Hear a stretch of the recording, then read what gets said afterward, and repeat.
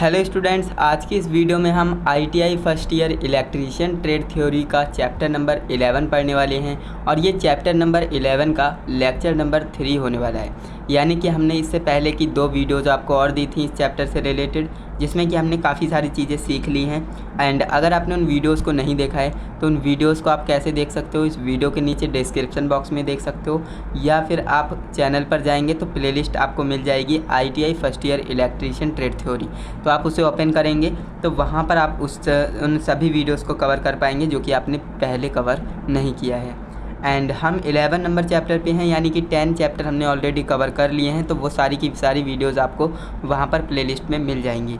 तो उस प्लेलिस्ट को ओपन करके सारी वीडियोस को कवर कर सकते हो। तो आज की इस वीडियो में हम क्या पढ़ने वाले हैं, सबसे पहले ये बात करेंगे। देखिए, केबल्स की धारा रेटिंग, जो केबल होती है उसकी धारा रेटिंग हम कैसे कैलकुलेट करते हैं, है ना, कितने सारे फैक्टर्स होते हैं, किन किन बातों पर निर्भर करता है, वो सारी चीज़ें हम इस वीडियो में जानेंगे। एंड इसके बाद जो केबल की वोल्टेज ग्रेडिंग होती है ना, उनके बारे में हम जानेंगे कि केबल की वोल्टेज ग्रेडिंग क्या होती है, वोल्टेज ड्रॉप कॉन्सेप्ट क्या होता है ना, जो वोल्टेज ड्रॉप होता है ना उसका क्या कॉन्सेप्ट होता है, इलेक्ट्रिकल वायरिंग सिस्टम में क्या होता है। तो ये सारी चीज़ें हम आज की इस वीडियो में पढ़ेंगे। इसके अलावा और भी बहुत सी चीज़ें हैं जो कि आज की इस वीडियो में हम कवर करने वाले हैं। तो इस वीडियो में एंड तक बने रहिएगा, जिससे कि आपका ये चैप्टर इंपॉर्टेंट है ना। मैंने आपको बता ही दिया कि भाई वैद्युतिक वायरिंग है और इलेक्ट्रीशियन का सबसे प्रमुख काम यही होता है कि इलेक्ट्रिकल वायरिंग होती है वो अच्छे से आना।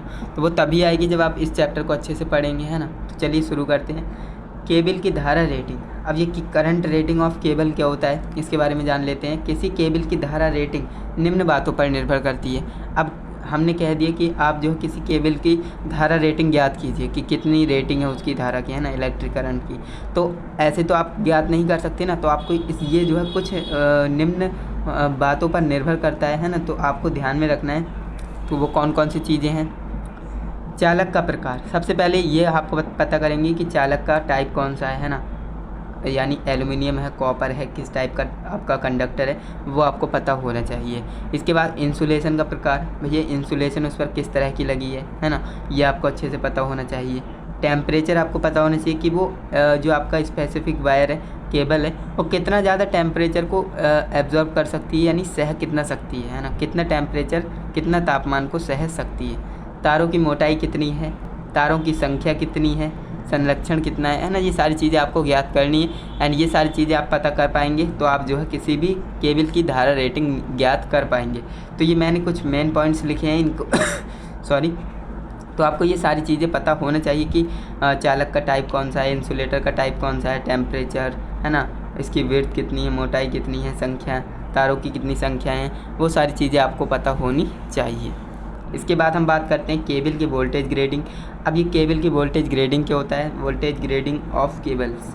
तो ये आपने अगर नहीं पढ़ा है तो मैं आपको समझाता हूँ। देखिए इसमें क्या होता है। केबल की वोल्टेज ग्रेडिंग से तात्पर्य यह है कि केबल की कार्य की वोल्टेज कितनी है, यानी कि जो केबल है ना उसमें कितने ज़्यादा कार्य वोल्टेज है, यानी कितना ज़्यादा वोल्टेज उसमें है।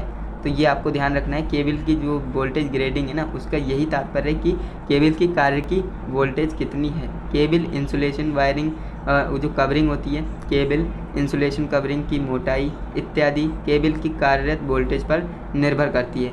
यानी जो केबल की कार्यरत वोल्टेज है ना वो किन किन पर निर्भर करती है, केबल और इंसुलेशन कवरिंग, है ना, इन सभी इंसुलेशन कवरिंग की मोटाई और भी बहुत सारी चीज़ें होती हैं जिस पर जो केबल की कार्यरत वोल्टेज निर्भर करती है। इसलिए केबल को 2 अलग अलग ग्रेडों में बांटा गया है। तो ये 2 अलग अलग कौन से ग्रेड हैं वो आपको बुक्स में मिल जाएंगे। बाकी इसमें आपको इतना ही बताना था।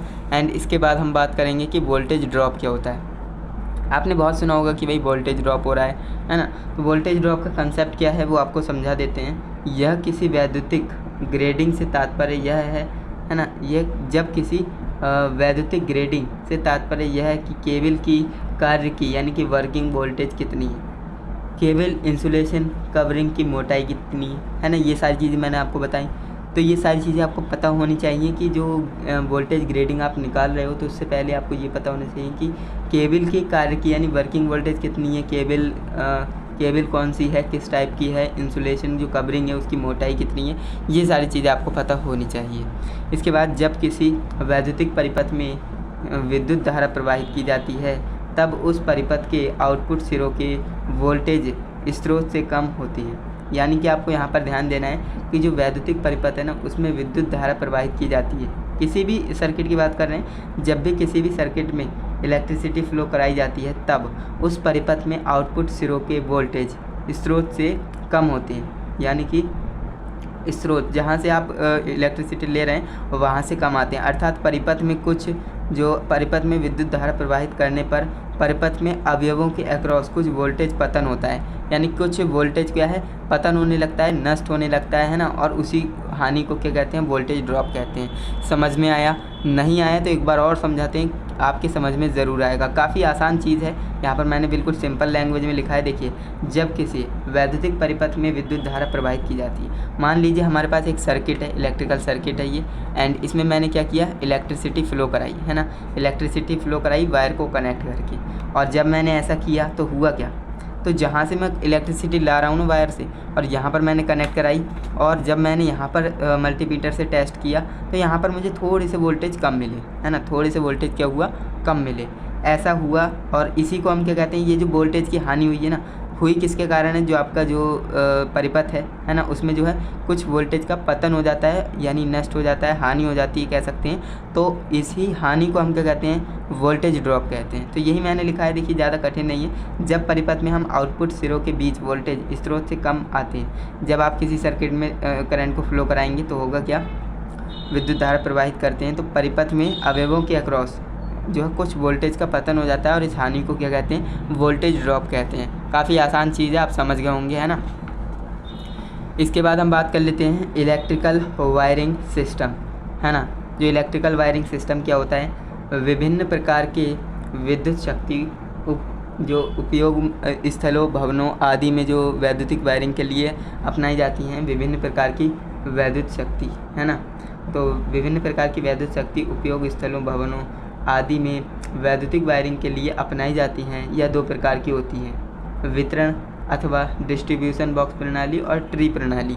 अब देखिए होता क्या है, ये जो प्रणाली मैंने आपको बताई इलेक्ट्रिकल वायरिंग सिस्टम दो तरह के होते हैं, वितरण कहिए या फिर डिस्ट्रीब्यूशन बॉक्स प्रणाली कहिए, बात एक ही है, एंड ट्री प्रणाली। तो ये दो तरह की होती हैं। तो अब ये दो तरह की कैसे होती हैं, तो ये आपको बुक्स में मिल जाएगा, बाकी मैंने जो है आपको एक्सप्लेन कर ही दिया है। तो अब हम जान लेते हैं डिस्ट्रीब्यूशन बॉक्स प्रणाली क्या होता है और ट्री प्रणाली क्या होता है। मैंने आपको अच्छे से लिखकर बताया है ना। बुक्स में काफ़ी ज़्यादा डिफ़िकल्ट लैंग्वेज में लिखा है, आपको समझ में भी नहीं आएगा।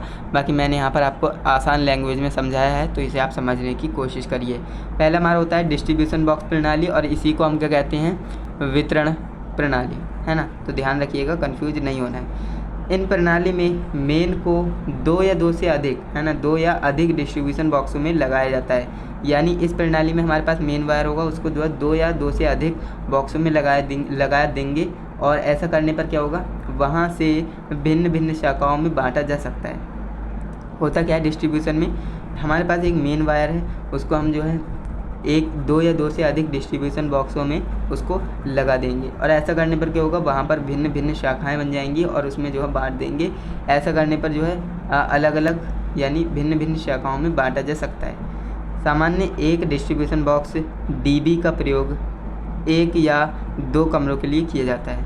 यानी जो एक डिस्ट्रीब्यूशन बॉक्स है, डीबी का प्रयोग दो या दो से अधिक कमरों के लिए किया जाता है, तो इसे भी आप ध्यान रखिएगा। एंड इसके बाद इसकी प्रॉपर्टीज़ की बात करें, क्या क्या इसमें गुण आपको देखने को मिलेंगे।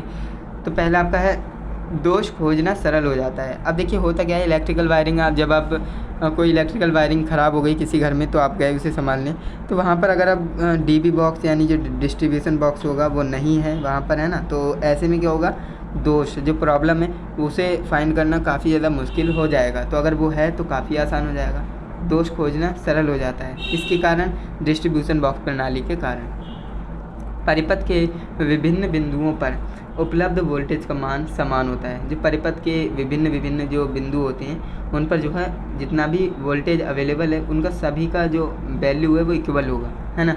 इसके बाद परिपथ में परिवर्तन एवं परिवर्धन सरलता से संपन्न किया जा सकता है। जो परिपथ है उसमें परिवर्तन हम जो है सरलता से संपन्न कर सकते हैं, तो इस बात को भी आप ध्यान रखेंगे। इसके बाद अवगुण, क्या क्या इसके डिसएडवांटेज हैं उनके बारे में बात कर लेते हैं। पहला है वायरिंग का प्रारंभिक मूल्य अधिक हो जाता है। जो वायरिंग है उसका प्रारंभिक मूल्य अधिक हो जाता है। यानी अगर आप नॉर्मली वायरिंग कर रहे हो तो उसका जो है मूल्य काफ़ी कम होगा, यानी कि सस्ते में हो जाएगी। लेकिन अगर आप डिस्ट्रीब्यूशन बॉक्स प्रणाली लगवाएंगे तो ऐसे में क्या है, उसका मूल्य बढ़ जाएगा, यानी उसकी जो है कीमत बढ़ जाएगी। अगर आप ऐसी वायरिंग कराएंगे तो उसका मूल्य अधिक होगा। वायरिंग स्थापित करने हेतु कुशल कारीगर की ही आवश्यकता होती है इसमें, है ना। ऐसा तो है नहीं किसी को भी आप उठा लाएंगे और वायरिंग करा रहे हैं तो उसे हो सकता है नहीं आते हों डिस्ट्रीब्यूशन बॉक्स के कनेक्शंस। तो अगर आपको सही से करानी है तो मैंने आपको बताया था जो लाइसेंसधारी ठेकेदार होता है उससे ही कराइएगा, क्योंकि वो सारी चीज़ें जानता है। तो वायरिंग स्थापित कराने हेतु कुशल कारीगर की आवश्यकता होगी, तो इसे भी आपको ध्यान रखना पड़ेगा।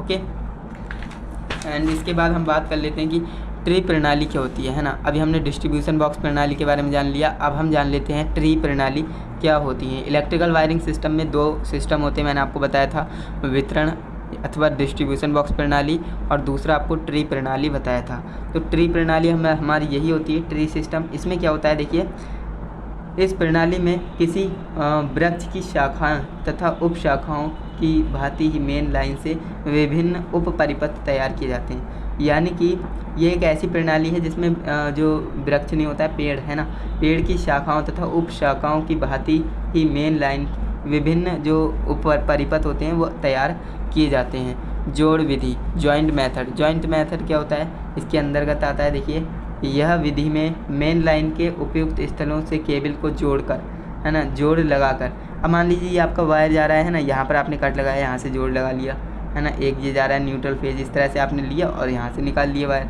तो ये आपका क्या होता है, जॉइंट प्रणाली होती है ना। मेन लाइन से उपयुक्त स्थलों के केबल में जोड़ लगाकर उप परिपथ तैयार किए जाते हैं। तो ये हमारा जोड़ विधि हो जाता है, जॉइंट मेथड हो जाता है। इसके बाद कनेक्टर विधि देख लेते हैं क्या होता है, कनेक्टर मेथड। इस विधि से मेन लाइन में कट लगाकर, मेन लाइन आ रही है उसमें कट लगाकर कनेक्टर संयोजित किए जाते हैं। अब देखिए उसमें क्या था, हम कट लगाकर डायरेक्ट जो है परिपथ बना ले रहे थे, लेकिन ऐसा नहीं करना है। इसमें जो कट तो लगाना है, लेकिन जो आपके कनेक्टर होते हैं ना, वो कनेक्टर आपको संयोजित कर देने हैं, है ना। तो ये आपका कनेक्टर मेथड हो जाएगा। तो 2 मेथड हो गए ट्री मेथड में, है ना, ट्री सिस्टम में।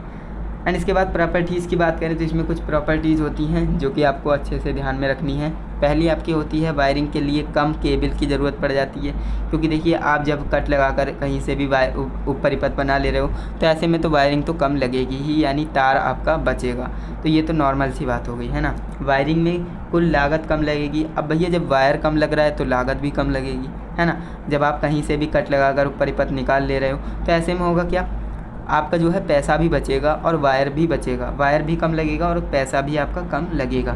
वायरिंग में कम समय लगेगा। अब भाई वायरिंग में तो कम समय लगेगा ही। अब मान लीजिए आप अगर नॉर्मली वायरिंग करते जो कि स्टैंडर्ड है, तो यहाँ से वायर यहाँ लाना पड़ता है ना। अब जब हमारे पास यहाँ पर वायर अवेलेबल है तो यहीं से कट लगा कर यहाँ ले आए, तो देखिए इसमें यहाँ से यहाँ लाना और यहाँ से यहाँ लाना, तो टाइम तो कम लग ही रहा है ना।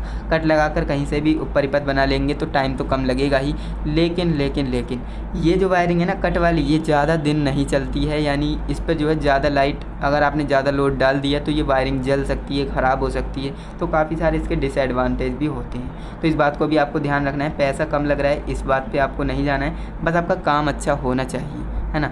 तो जब भी आप इलेक्ट्रिकल वायरिंग करा रहे हो, मेरे अकॉर्डिंग तो ट्री वायरिंग न ही कराएं। आप जो है जो मैंने डिस्ट्रीब्यूशन बॉक्स प्रणाली बताई है वो बेटर रहेगी, है ना। इसमें पैसा कम लग रहा है, टाइम कम लग रहा है ना, कुल लागत कम लग रही है, ऐसा आपको नहीं करना है। आपको थोड़ा पैसा ज़्यादा लगाना है लेकिन काम अच्छा करना है। वो कहते हैं ना, सस्ता रोए एक बार और सस्ता रोए बार बार और महंगा रोए एक बार, है ना। तो वही वाली कहावत यहाँ पर फिट बैठ रही है। तो ये आपको अच्छे से समझ में आया। आज की इस वीडियो में हमने कितने अच्छे टॉपिक पर बात की। इलेक्ट्रिकल वायरिंग सिस्टम हमारी 2 तरह की होती हैं, वितरण या फिर डिस्ट्रीब्यूशन बॉक्स प्रणाली, और दूसरी आपकी होती है ट्री प्रणाली, है ना। तो दोनों के बारे में हमने अच्छे से जाना है, अच्छे से समझा है। बाकी आपको वीडियो कैसी लगी, मेरी एक्सप्लेनेशन आपको कैसी लगी? अगर आपको वीडियो अच्छी लगी, एक्सप्लेनेशन अच्छी लगी है तो वीडियो को लाइक कीजिए, चैनल पे नए हो तो सब्सक्राइब कीजिए, जिससे कि आने वाली वीडियोस की नोटिफिकेशन आपको मिलती रहे एंड आप सारी चीज़ों को अच्छे से समझ पाएँ। एंड ये चैप्टर भी आपका 2 से 3 वीडियो और आने वाली हैं एंड आपका ये चैप्टर भी क्लोज हो जाएगा। एंड इसके बाद आपका जल्द ही सिलेबस कवर करके देने वाली हैं, तो आपको टेंशन बिल्कुल भी नहीं लेना है। ओके, तो चलिए दोस्तों, आज के लिए बस इतना ही। मिलते हैं नेक्स्ट इंटरेस्टिंग इन्फॉर्मेटिव वीडियो के साथ। तब तक के लिए जय हिंद, वंदे मातरम।